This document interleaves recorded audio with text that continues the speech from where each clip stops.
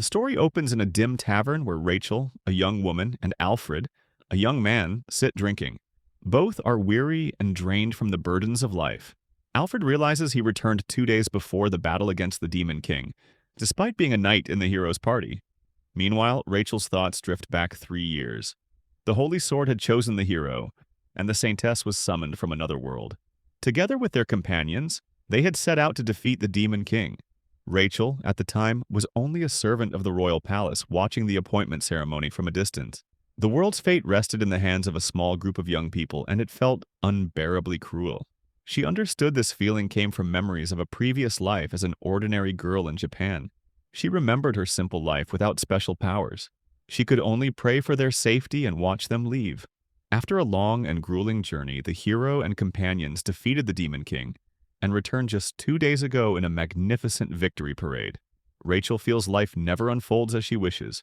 She notices Alfred signaling the bartender for another strong drink. Seeing him drink with such ease, she wonders silently if he truly can. When he stumbles slightly, she asks if he is all right. He apologizes, quietly wishing everything could be forgotten as quickly as possible. She assures him she understands. She too has memories she wants to forget. Sharing a drink, even with a stranger, forges an unexpected closeness.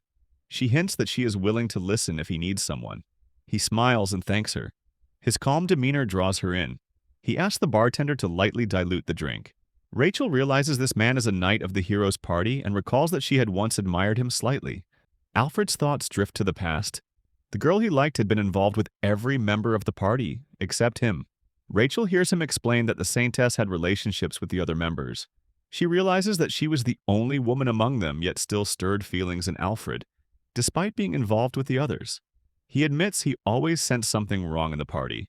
When he understood the situation, he found himself outside the circle of lovers while everyone else had paired off. Rachel notices he struggles with the weight of those memories and reassures him not to dwell on them. He recalls the girl's kindness, the way she listened to his mundane stories with a warm smile. He sees that she had treated others the same way, yet it still affected him deeply. Memories make him emotional. He begins to cry quietly, recalling his feelings of love. She studies Alfred closely and notices his tall, strong, athletic frame. It surprises her how he remained outside the circle of affections despite his appearance. She also wonders why he never had a relationship with the Saintess. He tells her seriously that he had been invited but refused because a relationship before marriage would be wrong. He remained a virgin, planning to give himself to the woman who would become his wife. Rachel realizes his principles on purity are strict. Seeing him so composed, Rachel cannot tell at first, but she senses his commitment. He has kept himself apart, and the Saintess's influence over the others could not sway him. Gently, Rachel encourages him, offering a drink and telling him not to overthink. She reflects that honest and righteous people often do not receive what is rightfully theirs. She wonders if he had to yield to the whims of others and join the chaotic circle. In silence, she questions whether this fragile party could have truly defeated the Demon King. He falters, but she reassures him, showing that she values and understands the importance of maintaining chastity until marriage. She assures him it must happen at the proper time, and when it does, the woman who earns his love will be truly fortunate. Hearing this, Alfred feels she understands a truth the Saintess might never grasp. He apologizes for the delay and introduces himself, assuring her she may call him Al. She returns the introduction, and her name strikes him as beautiful. She wonders if he is naturally flirtatious, but senses a warmth around him, almost like flowers blooming. He asks why she drank alone in the tavern. She explains it was out of frustration. Surprised, he apologizes for taking away her quiet moment. Rachel finds his words unusual yet sincere. Alfred asks if he can listen to her. She shares how her former fiancé betrayed her, choosing her younger sister instead. She explains how her seemingly weak sister had taken everything from her, her parents' attention, family status, and even her fiancé. The worst part is that he is a grown man, 26, and her sister is still barely 16. She feels she should have shouted at him, telling him to be punished for taking advantage. She appears strong and dependable to Alfred, yet she refuses to see it herself. She insists she is neither strong nor attractive, believing the world will go on regardless. She puts on a show of strength but lacks the courage to express her true feelings. She recalls that even in her previous life, her fiancé left her. Reborn, she finds nothing has changed. She feels utterly alone and begins to cry. Alfred consoles her, promising to understand. He shows her she is beautiful and valued. His words feel innocent and sincere. Rachel smiles, feeling a strange reassurance. He tells her perhaps he is still innocent himself and assures her that if someone deceives her, it will not matter. Together, they spend the night. When Rachel awakens the next morning, she finds Alfred beside her. Seeing him, she understands that he had planned to save his virginity for the woman he truly loves. Reality hits, and she struggles to comprehend what to do next. Rachel feels a pang of sensitivity thinking about her younger sister, Ariel Lefebvre. As a frail child who resembled their late mother, Ariel received endless love and attention. Rachel does not know who gave her the nickname, but everyone calls her the beautiful, enchanting girl. Rachel recalls rushing through her work, finishing every task quickly, eager to handle her own responsibilities. She remembers her fiancé telling her today that he wanted to discuss something important. She wonders if he is finally going to talk about their wedding. Arriving home, she asks the maid if her fiancé has come. The maid knows nothing. The house feels unusually quiet. Rachel wonders if Ariel is in her room. She decides to check on her sister. She knocks and hears noises inside. Opening the door, she is shocked to see her fiancé on the bed with Ariel. Rachel loses her composure. Ariel is stunned as well and timidly asks why she is here. Rachel tells Ariel to put on her clothes and come downstairs. She plans to call their father. Despair grips her as she realizes her sister may have taken her fiancé. She cannot believe it. Before their father, Ariel declares their love. Rachel's fiancé admits the fault lies with him for loving Ariel despite being engaged to Rachel. Their father apologizes to Rachel and reveals that Ariel will inherit the family instead of her. Rachel is stunned. Their father explains that he was always worried about fragile Ariel going outside, while Rachel was strong enough to handle anything. Rachel realizes that her father granted Ariel every wish because she resembled their late mother. Rachel had spent her life supporting the family. She cannot understand why she worked so hard and what purpose it served. Regret fills her. Eventually, her fiancé apologizes and ends their engagement. He explains that he can no longer hide his feelings and loves Ariel. He tells Rachel she can live independently. Confusion and heartbreak overwhelm her. Seeing no other way, Rachel decides to drink. Alcohol becomes her only refuge. She heads to a tavern to drown her sorrows. A few hours later, Rachel laughs and jokes with Alfred. She shares so much that he is astonished by how much she knows. Her laughter becomes infectious, and she seems full of life. Alfred notes the change from earlier tears to this joyful energy. Alfred feels he should have allowed himself to fall for her sooner. He shares the idea of traveling through the country, tasting rare drinks, and enjoying themselves. The bartender prepares a special cocktail for them tonight. Seeing Rachel so happy, Alfred cannot imagine her previous despair. She assures him that if a kind-hearted man like him cannot be happy, something is wrong with the world. He promises to make her happy and wants to be happy with her. He reminds her of all the neglect and pain she suffered from her family and fiancé. He wants to make it right. He declares his love and vows to cherish her for life. Rachel is astonished and struggles to believe it. Laughing, she tells him if he has no objections to being with someone no one else wants, she will be completely fine. Overjoyed, he pays the bill and takes her home. They spend the night together. In the morning, Alfred realizes the joy of a morning that marks the end of his virginity. He greets her cheerfully. Rachel struggles to understand what happened, but regrets nothing. She resolves to avoid alcohol for a while and appreciates the day off. Alfred tries to lighten her mood. Rachel acknowledges she spent the night with him for the first time in this life. It is embarrassing, but she enjoyed the drinks and the time together. She reflects on her happiness and realizes that, even as a baron's daughter, she is noble. Suddenly, Alfred suggests submitting their marriage application together. Rachel is taken aback by his words. Rachel stares at Alfred seriously, her heart pounding. She asks if this is truly a marriage proposal. Alfred confirms it and gently adds that before anything, she should at least meet his family. Rachel's eyes widen as she takes in her surroundings, astonished by the grandeur around her. Alfred calmly reassures her that this is his home. The mansion dazzles with luxury and opulence. Rachel marvels at every detail. She asks about his family, and Alfred politely explains that his parents live in the province. Only he and the household staff reside here. Surprised, Rachel listens as he introduces himself properly. Alfred Charlier, Count of the Charlier family. Rachel's astonishment grows. It reveals that the Charlier family is among the wealthiest in the kingdom. They own fertile farmlands, an important trading port, and produce elite knights. Ranked high among all noble families, the Charlier name always tops the highest taxpayers list. Alfred adds that as a reward for defeating the Demon King, nobles were to be promoted by one rank. Rachel quickly realizes this means he is a Marquis, highlighting the enormous gap between her baronial family and his status.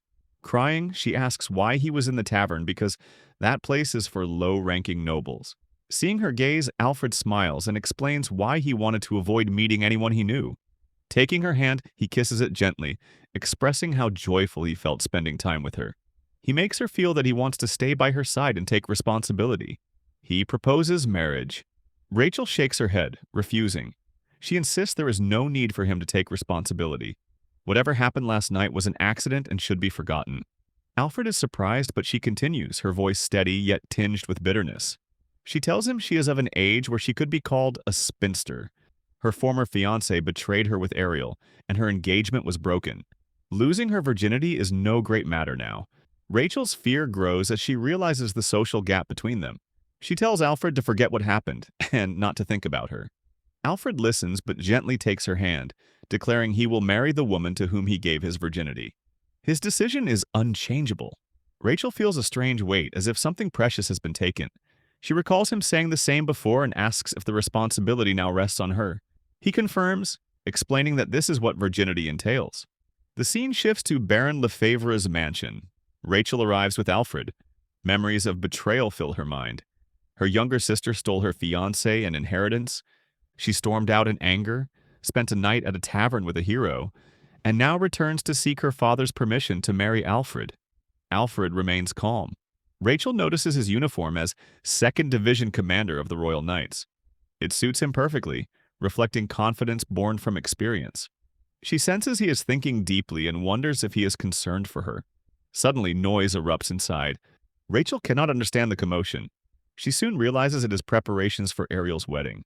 Shock and disbelief hit her as she takes in the scene. No one ever worried for her before. She had always stayed at the palace working quietly. Now she feels the family need not concern themselves with her. Rachel asks a maid to summon her father. Ariel approaches apologizing. Rachel observes how Ariel, frail in childhood, was pampered and cared for. As she grew healthier, she gradually took more from her without realizing it. Their father arrives and tells Rachel that what happened cannot be changed. She must stop sulking. He then looks at Alfred, who introduces himself with his full name. Rachel's father is stunned to hear Charlier, realizing his prestigious background. Alfred explains that he inherited the title after returning from the campaign against the Demon King and is now head of House Charlier. Ariel's eyes widened. Rachel notes Alfred's presence far surpasses that of her former fiancé. Her father asks why he has come. Holding Rachel's hand, Alfred calmly asks for her hand in marriage. He admits he has always admired her and, learning of her broken engagement, could not miss this chance. Rachel wonders if always truly means these past 10 hours. Ariel beams, and Rachel feels the sting of realization. This sister, once frail and cared for, will never forgive her or accept Alfred as anything other than hers. Ariel always received care and priority because of her resemblance to their late mother. Alfred thanks Rachel's former fiancé for ending the engagement, allowing him to be by her side. Emotion floods Rachel. Ariel moves toward Alfred, but Rachel reminds her of proper etiquette. She cannot yet call him by his name. Ariel protests, claiming it is unfair. Rachel silently judges how ignorance of etiquette can still lead someone to head a noble family. Alfred thanks to Ariel's recklessness and theft of her fiancé, he was able to act decisively. Ariel is stunned. Alfred reassures them both. He will take Rachel with him because she was never properly valued. She deserves better, and he sees no issue with claiming her as his own. Rachel's eyes widen, overwhelmed by shock and disbelief. The situation surprises Alfred deeply. Rachel's father explains that if Rachel is to marry, he must ensure everything is prepared properly for his daughter. Rachel realizes the contrast. Her family is a poor, barren household. Her father's calm tone masks a hidden motive. He wants to secure a large sum for wedding preparations. That's why he does not oppose the marriage. Observing the preparations, Rachel notes that Ariel's wedding promises to be extravagant and lavish. Rachel firmly tells her father there is no need for such opulence. She questions whether he really thinks they can afford it. She informs him she has decided to leave the house and, starting next month, will no longer send money. From now on, the household must rely on itself. She knows the household income depended on her salary as a cashier at the royal palace. Most of her earnings had gone to the family, and without it, the household cannot sustain itself. Rachel recalls how hard-working at the palace had been, yet she endured it for the family. The first time she handed over her salary, her family thanked her and apologized for the burden. But over time, gratitude disappeared, replaced by exploitation. She cannot pinpoint where it began: her sister's birth, her mother's death, or her decision to take on all responsibility for the household. The frustration weighs heavily on her. Her father reacts with surprise at her boldness, questioning if she can act so selfishly. Ariel shouts, claiming life has always favored her, and it is unfair. Rachel firmly reminds them who the real oppressor has been. She realizes this household can never make her happy. She resolves to reclaim her life, declaring she no longer needs them. Her heart aches even as she leaves. She had always considered them her beloved family, but she was never as valued in return. Alfred gently holds her hand. Surprised, she gives it to him. She begins packing her few belongings, noticing her only piece of jewelry is the necklace she wears, a keepsake from her mother. She reflects on all she sacrificed for this household, while Ariel received new dresses every season without hesitation. Suddenly, Ariel pleads with Alfred from the room, asking him to speak with her. He firmly refuses, showing no intention to entertain her. She presses him, questioning how his relationship with Rachel began, but he remains resolute. Rachel notes his sternness, realizing he has matured beyond the naive, easily influenced man she once knew. A trace of fear passes through her. She wonders if Alfred might have wavered had her stunning younger sister approached him. Instead, his gaze falls on her, calm and reassuring. He draws her close and tells her to return home with him. Tears fill Rachel's eyes, overwhelmed by the sense that she can no longer belong in her old home. She follows him happily. From behind, Ariel asks Alfred what he sees in Rachel, what she has that he desires. Rachel freezes, astonished, feeling the lingering sting of her sister's envy. Ariel lashes out, demanding to know what makes her older sister so special. Rachel freezes, startled by the accusation.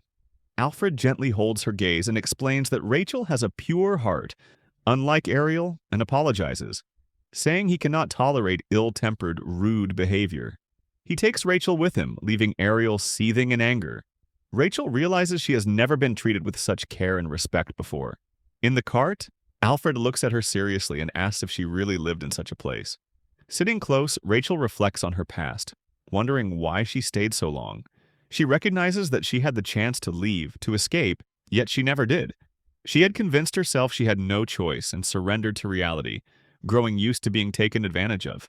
Now she understands she should have said no. Perhaps her life would have been different. Understanding her past, Alfred suggests they go to the church and vow their eternal love. Rachel is startled, but he reassures her that if they are to marry, it is better to act soon.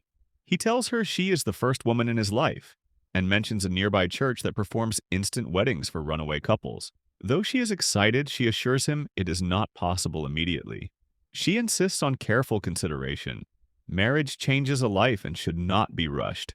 Alfred smiles, recognizing her seriousness and thoughtfulness, and feels comforted by her wisdom. Rachel wonders about the recklessness of the hero's party and feels sympathy for them. Alfred respectfully tells her she may call him by his name and speak freely, just as she did when they first met. Rachel notices the warmth and expectation in his expression and finds it irresistible. He reminds her that, as a hero, she must report their marriage to the authorities.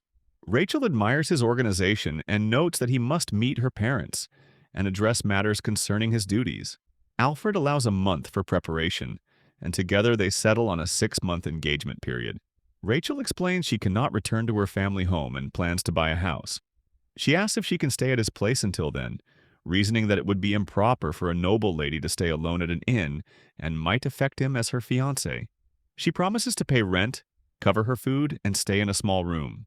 Alfred is impressed, seeing her as responsible and thoughtful, like the soul of an older sister. Moving closer, he tells her she has no objections allowed and that she will live in his house from now on. Rachel tries to respond, but he kisses her, silencing her words. The scene shifts to the palace, where the Saintess discusses Alfred's engagement with her companions. They have heard he has loved this woman for years. The Saintess is surprised none expected such boldness from him. Among them, Erica lost in thoughts, realizing that if matters continue like this, she must intervene. Rachel wakes beside Alfred the next morning.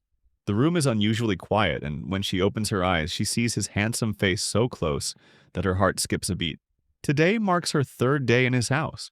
She notices that without realizing it, her room has ended up next to his, and somehow they now share the same bed, only for sleeping. They are not married yet. She reflects on how this single week has upended her life, and she is still trying to process everything. But there is no time to dwell. Today is a workday. As Alfred wakes, he gently wishes her good morning. Embarrassed, she returns the greeting and hurriedly begins getting ready. Watching him, she cannot fathom how calm and composed he looks, even though just 3 days ago he seemed inexperienced. Alfred notices her flushed face and sees the color reach her ears. She reminds him he also needs to get ready or he will be late. After preparing, they descend together. Rachel realizes she is now living in a house of comfort. The mansion is elegant and luxurious, the food exquisite, and the servants friendly. They greet her politely, calling her "my lady," which feels premature. Rachel prepares to leave, telling Alfred she will not be late returning. He asks if she is walking. She mentions the palace is nearby. He insists on accompanying her, but she refuses. She finds him striking, yet wonders what the issue is. After all, they are engaged. Yet he does not stop there. He uses his summoned beast to contact his parents and gain their immediate approval for the engagement. Rachel explains that she only wants a little time to adjust to the changes. He assures her that sooner or later everyone will know, so it makes no difference. He tells her that today he will inform His Majesty. Watching him report matters so casually, she finds herself speechless. By the time they arrive, Rachel feels drained. Alfred shows no intention of hiding their relationship. She is not unhappy, but the public attention overwhelms her, and she resolves to focus solely on her work. Everyone around finds her charming today. Alfred has found her completely adorable since morning. Leon, the valiant hero, approaches and calls out to Alfred, noting he has not eaten lunch. He invites him to join. Alfred recalls that he had planned to have lunch with Rachel, but knows now is not the right time. Confused, he goes along. The scene shifts to the castle's grand dining hall. Leon apologizes for arriving late. The priest, Saintess, and mage are already present and reassure him he is right on time. Seeing them together, Alfred reflects on how he had recently been part of this group. He struggles to understand whether Leon and the others feel anything about sharing a single woman, then realizes thinking about it is pointless. They begin their meal. During the conversation, Leon mentions he heard Alfred got engaged. Alfred realizes rumors spread fast, and escaping is now impossible for Rachel. He confirms he is engaged, praising Rachel as a wonderful girl, dear to his heart, and hopes for their blessings. The group congratulates him. Suddenly, Erica the Saintess interjects and asks Alfred where he met Rachel. The Saintess asks him where he met Rachel. He explains that they met at a tavern and believes it was fate. He realizes she wanted to keep all the hero's party members under her control and perhaps disapproved of his leaving. He reassures himself that he is already separated from them and has no connection with them. He considers how Rachel might react when he comes to pick her up, but reminds himself that he is her fiancé. The Saintess grows increasingly astonished at his words, while Leon, full of enthusiasm, continues asking questions, admiring his luck. The other companions listen intently. Rachel notices some commotion outside but convinces herself it is normal for the castle. Suddenly, Alfred opens the door and cheerfully tells her he has come to pick her up. He lets her know work is over and they should go together.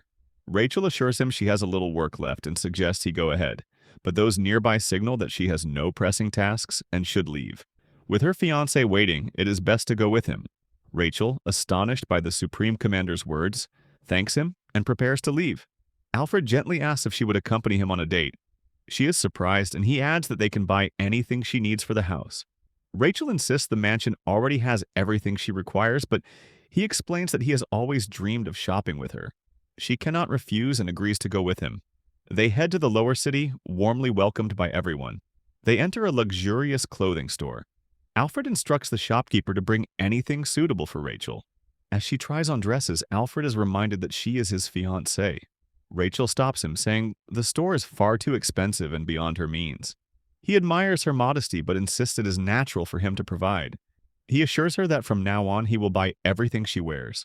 Rachel initially rejects the idea, insisting she can afford her own clothes. Alfred gently explains that he does this to make her shine and that buying her clothes is his way of showing affection. She struggles to understand why all this is happening. He reminds her that she will soon be a count's wife, and providing for her status is only natural. She realizes that her accountant's salary could never cover such necessities. He tells her that he originally planned custom-designed clothes but suggests starting with the basics. Rachel reflects, realizing that she had always thought her essentials were sufficient. From his perspective, they are not enough, and he carefully observes her to determine what is appropriate for a noblewoman. They spend hours shopping. The shopkeeper thanks them warmly and looks forward to their next visit. Rachel cannot believe the shopping bill reaches 50,000 gold coins. Seeing the clothes she bought, she feels she has never worn anything so beautiful. Memories of Ariel receiving new dresses flood her mind, and she realizes she had always sacrificed her own desires for her family. Over time, she suppressed her needs so completely that she stopped expecting anything for herself. Now, someone is making her entirely happy without asking for anything in return. Guilt and warmth fill her heart simultaneously. Seeing the dress chosen by Alfred, she feels a deep joy. When she shows him, Alfred is speechless, calling her a goddess. She laughs it off as exaggeration, but he assures her he is sincere. She thanks him genuinely, and he happily says he is the lucky one to see her so beautiful. Rachel realizes no one has ever complimented her like this, not her father nor her former fiancé. Meanwhile, elsewhere, a letter arrives announcing a ceremony honoring the victors of the Demon King's defeat, hosted by His Majesty. Attendance is mandatory for all nobles in the capital. Slowly, people begin to notice Rachel. They are captivated by her beauty and sense that it may be the effect of love. Rachel realizes it has already been a month since she began living with Alfred. In that time, she has enjoyed a comfortable life balanced, delicious meals, the finest products, and no housework, as it would be improper for a future countess. She sleeps deeply now, free from the exhaustion of overtime work. Being cared for and allowing herself to rely on someone feels entirely new. She recognizes that this has never happened before, not even in her previous life. She does not yet know if this feeling is love, but she thinks of Alfred often. That night, Alfred comes to her. He tells her that a victory celebration for defeating the Demon King will soon be held, hosted by His Majesty. He asks for her consent to accompany him, and she agrees. He then shows her a magnificent dress, explaining that he wants her to wear it and walk beside him at the celebration. Rachel feels a stirring in her heart. She senses that walking beside him brings joy, and if he is happy, so is she. The dress mirrors the color of his eyes, though she does not yet realize this is no coincidence. It is his silent expression of desire to have her completely. They arrive at the grand ballroom for the victory celebration. Rachel notices that this is her first official public appearance beside Alfred. The Charlier family commands attention far beyond expectations. Seeing Leon, she recognizes the legendary hero. He greets her warmly, and she returns the greeting with joy. Leon explains that he has no family name, being a commoner, though Alfred mentions that he is to receive a count's title. Leon confirms but remarks that he does not know what he will do with it. The other companions approach, introducing themselves to Rachel with genuine pleasure. She sees them up close for the first time and notes that, as rumored, they are exceptionally handsome. She greets Charles and Valliere, aware of their connection to the Saintess. She wonders at their composure, sensing no jealousy or rivalry.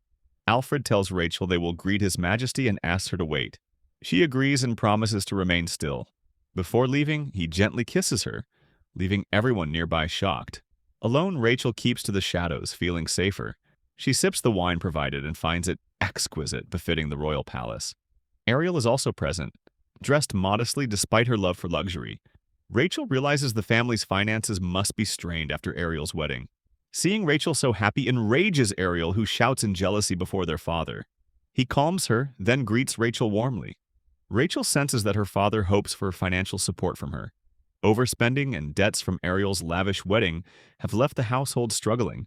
Her father compliments her beauty, and Rachel explains the dress is a gift from Alfred. Despite the wealth surrounding her, her father reproaches her for never helping the family, claiming she ignored their letters. Ariel echoes this, blaming her entirely. Rachel feels a deep sting but remembers that her father always favored Ariel. She had accepted this reality long ago, relying on the memories of her previous life. She realizes Alfred must have intercepted the letters to protect her, reaffirming his kindness. Resolute, she tells them she has severed all ties. Her words leave everyone stunned.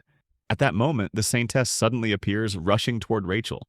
Seeing her, Rachel is struck with surprise and disbelief. The moment Saintess appears, everyone is taken aback.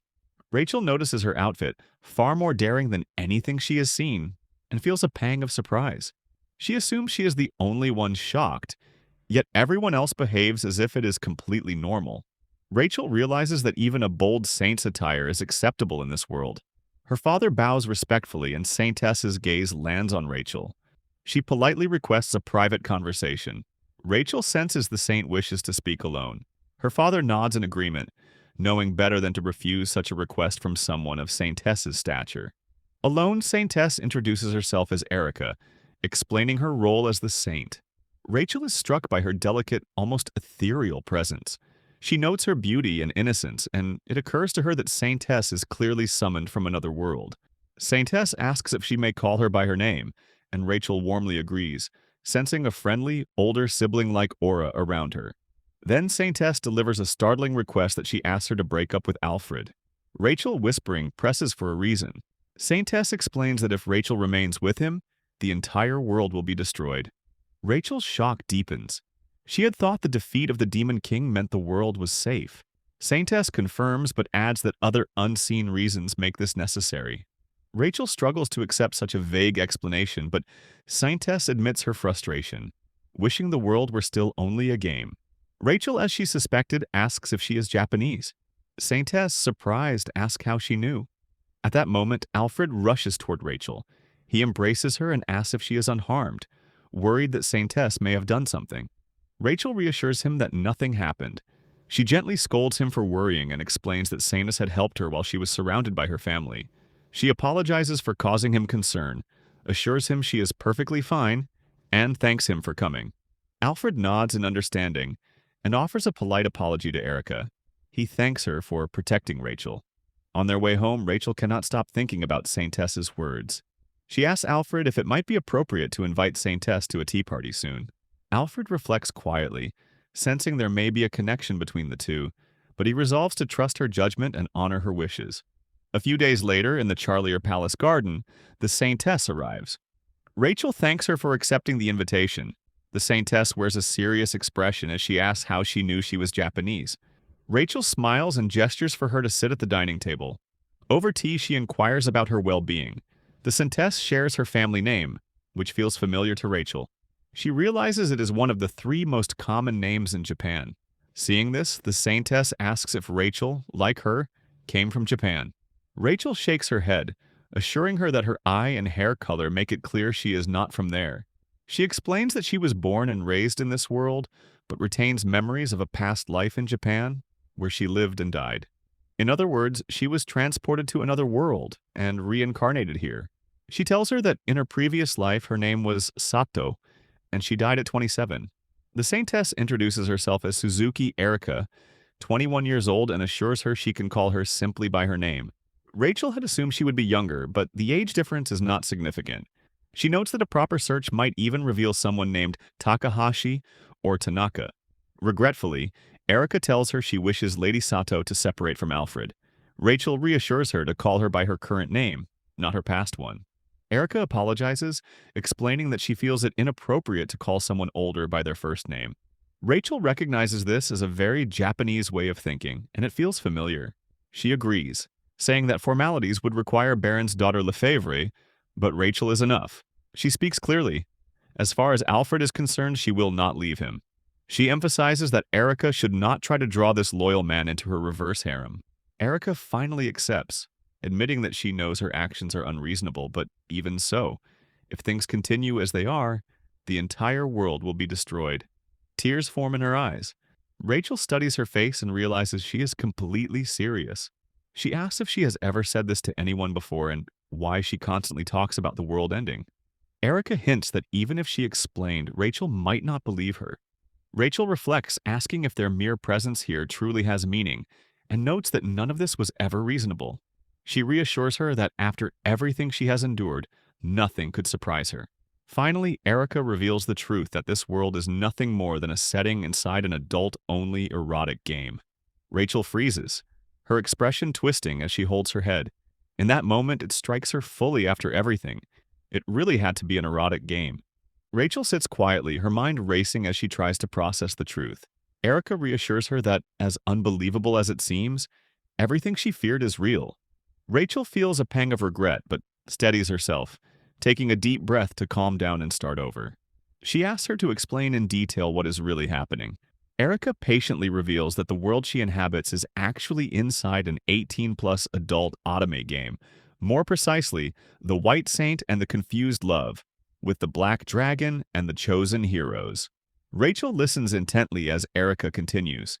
Rachel admits she has some prior knowledge. In her previous life, she worked in media, so she understands much about games. Erica is impressed and mentions her own fascination with that field. She feels a subtle sadness, realizing that wishing for her old life holds no meaning now, as returning to her original world is impossible. Rachel explains that saints have always been summoned to this world, yet none have ever returned to their own. All marry here and live out their lives in this world. Her mind reels at the implication and asks how she is certain this world mirrors the game. Erica recounts that it all began roughly 3 years ago. Erica recalls her older sister, a full-time employee, and Erica, a first-year university student. Reaching Alfred in the game had seemed simple, but was in reality extremely difficult. She remembers her sister's obsession with the game and how siblings sharing a room meant every action was visible. She remembers the secret boss, the Black Dragon, and how her sister struggled to defeat it. Bound by the condition that affection levels with all characters must exceed 80, she reflects on her own regrets. She wonders why she never played the game with her sister. Had she done so, saving this world would have been far easier. She laments that she now faces the fear of the future alone. Erica notes her sister's fascination with erotic games and thinks that a real boyfriend would have been better. Her mind jumps to the upcoming group dating party, realizing 3 months have passed since breaking up with her high school boyfriend. She feels it is time to find someone new and secretly hopes for a handsome, perhaps wealthy companion. Suddenly, a strange sensation hits. She finds herself in a grand hall in front of an elderly man and his companions. They explain that the summoning call has been answered. She is stunned but quickly introduced to Leon, Valier, Charles, and Alfred. Their appearances mirror the characters from her sister's game, perfectly hair, eye color, even outfits. Reality hits her.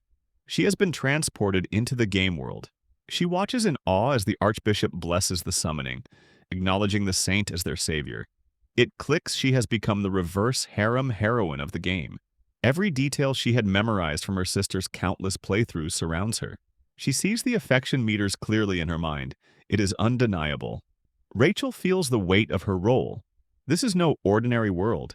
It is an adult-targeted automne game, and to save it, she must raise the affection levels of all romanceable characters. She realizes the immense sacrifice the Saintess endured, giving herself entirely to protect the world.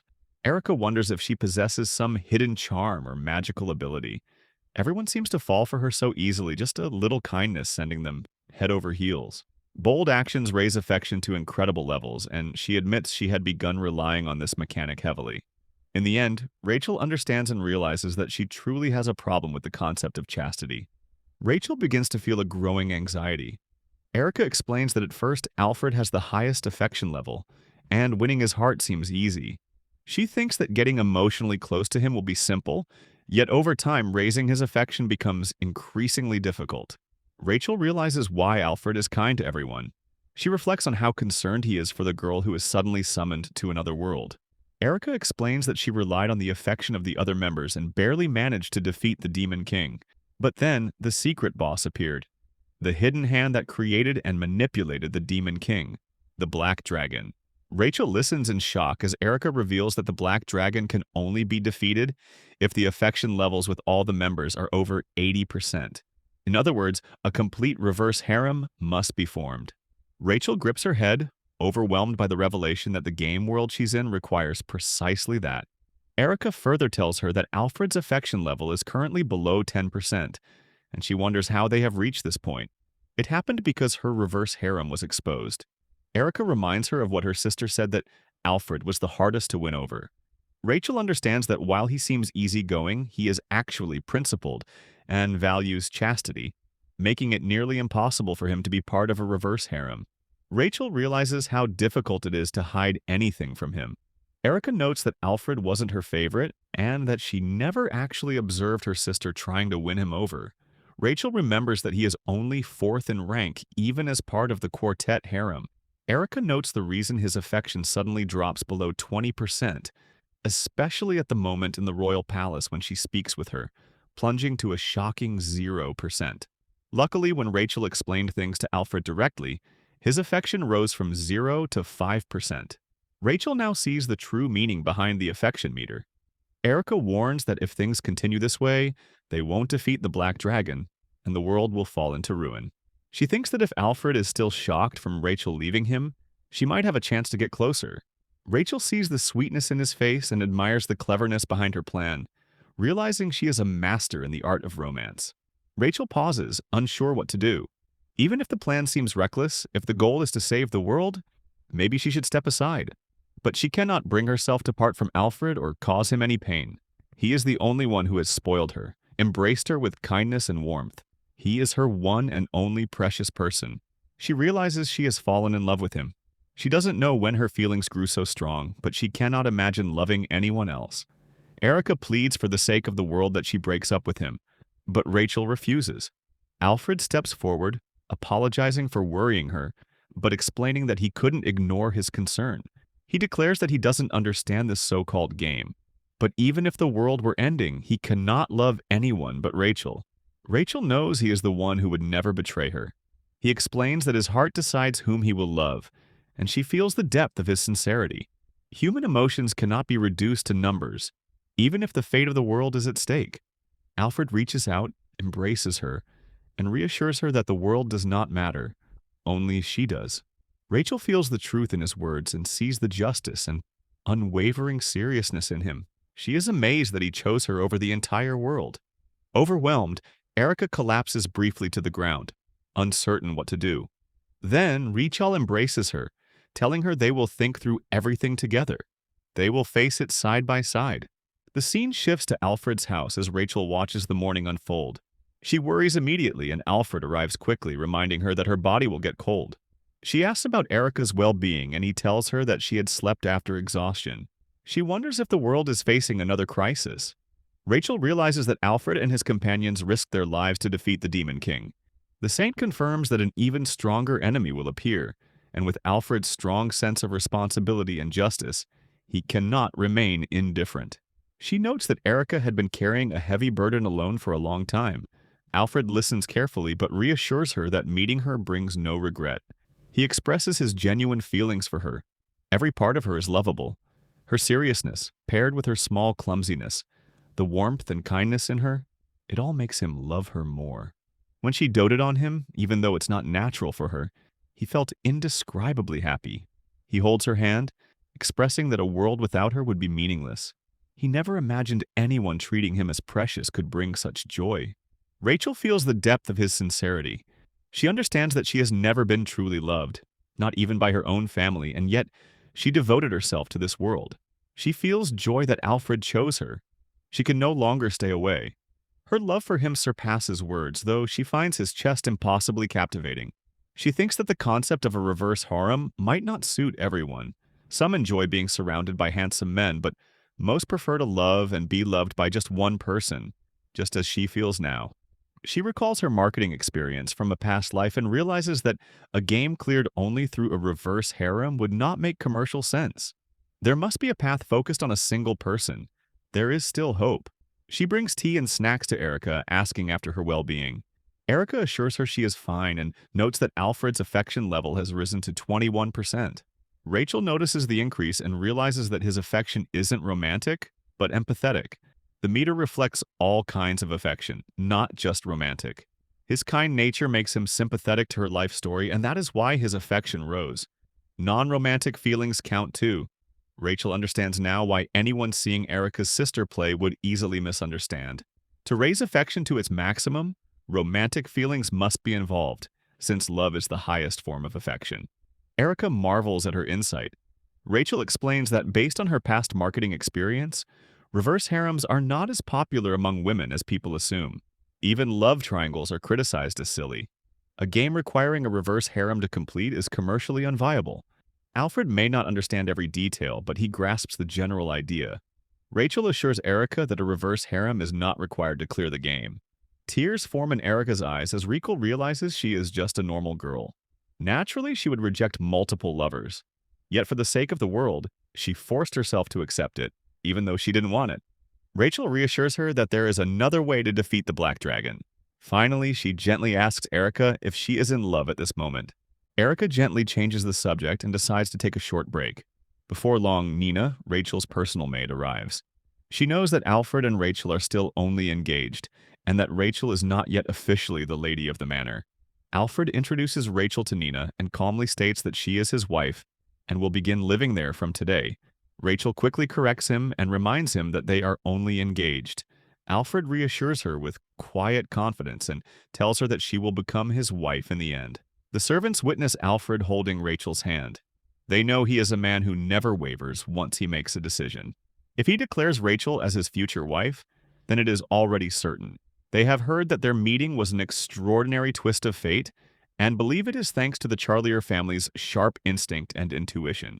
Although Rachel is a woman, she once served as an accountant in the royal treasury and treated everyone with kindness. Since her arrival, the manor feels brighter than before. Alfred gently pats her head, leaving her unable to move. The servants feel the same emotion every time they witness moments like this.